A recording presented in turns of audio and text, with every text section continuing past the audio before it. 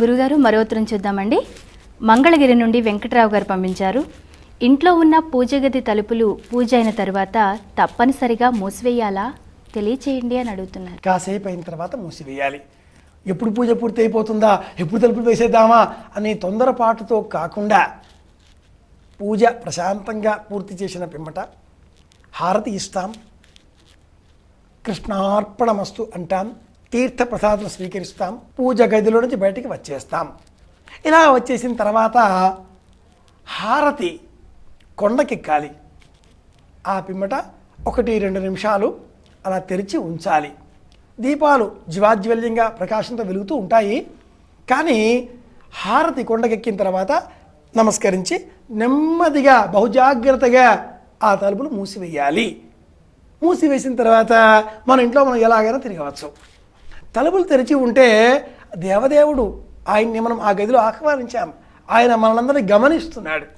ఇప్పటిదాకా ప్రశాంతమైన మనస్సుతో భక్తిపూర్వక భావనలతో అతి పవిత్రంగా వ్యవహరించిన మనం పూజా గదిలోంచి కాలు బయట పట్టగానే ఏడీ వెధవ ఎక్కడ తెచ్చాడు అని మనం కొడుకుని తిడుతున్నామా?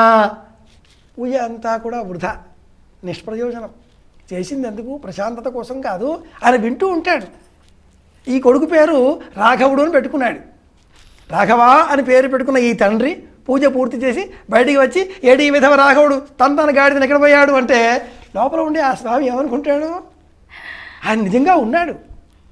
ఆయన్ని ఆహ్వానించాం, కూర్చుండబెట్టాం, స్నానం చేయించాము, కాళ్ళు కడిగాము, తినడానికి ఆహారం ఇచ్చాము, అరటిపండు ఏదో పెట్టాము, స్వామి అని నమస్కారం పెట్టాము.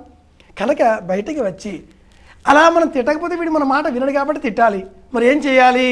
పరమాత్మ సెలవు, తలుపులు మూసేయాలి. నిరంతరం మనం స్వామి సన్నిధానంలో ఉన్నట్లుగా బ్రతకలేం. అలాగని స్వామిని విడిచిపెట్టి కూడా ఉండలేం. ద్వంద్వ భావాలతో ఉండే మనుషులం మనం, సాధారణులం. కనుక కాసేపైనా స్వామి అంటూ పూజ చేసి తలుపులు మూసిన వేసిన పిమ్మట మళ్ళీ మన మనుషుల్లాగే ప్రవర్తించాలి. స్వామి ఆగ్రహం ఎప్పుడూ ఉంటుంది. ఇది సాధారణమైన ధర్మం.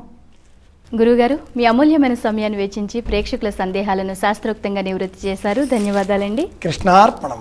చూశారు కదా, ఇది వాళ్ళ ధర్మ సందేహాలు కార్యక్రమం. మీకు కూడా ఏమైనా సందేహాలుంటే మాకు రాసి పంపించండి. మా చిరునామా ధర్మ సందేహాలు, కేర్ ఆఫ్ భక్తి TV, road number 92, Jubilee hills, Hyderabad 5,96,000. మా ఇమెయిల్ ఐడి bhakti@gmail.com. రేపటి ధర్మ సందేహాలు కార్యక్రమంలో మళ్ళీ కలుద్దాం. నమస్తే.